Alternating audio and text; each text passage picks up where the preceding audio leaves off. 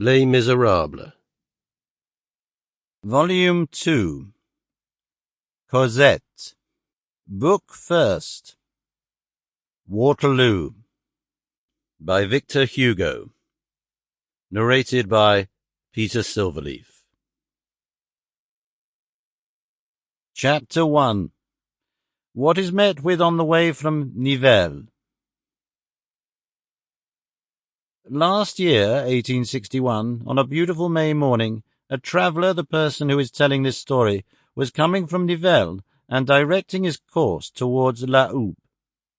He was on foot. He was pursuing a broad paved road which undulated between two rows of trees, over the hills which succeed each other, raise the road and let it fall again, and produce something in the nature of enormous waves.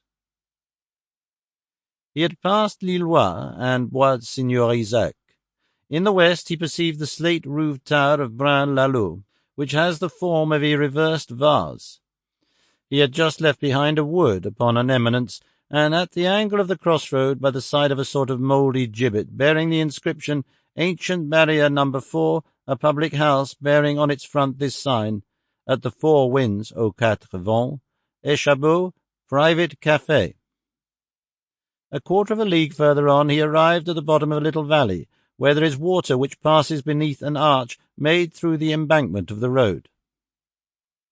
The clump of sparsely planted but very green trees, which fills the valley on one side of the road, is dispersed over the meadows on the other, and disappears gracefully as in order in the direction of Braine-l'Alleud.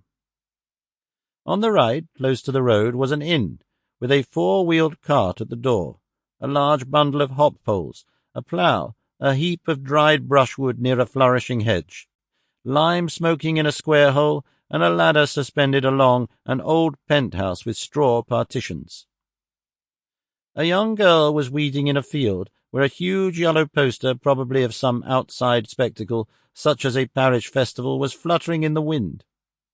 At one corner of the inn, beside a pool in which a flotilla of ducks was navigating, a badly paved path plunged into the bushes.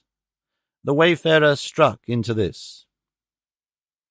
After traversing 100 paces, skirting a wall of the 15th century, surmounted by a pointed gable, with bricks set in contrast, he found himself before a large door of arched stone, with a rectilinear impost in the sombre style of Louis XIV, flanked by two flat medallions. A severe façade rose above this door. A wall, perpendicular to the façade, almost touched the door, and flanked it with an abrupt right angle. In the meadow before the door— Sample complete. Ready to continue?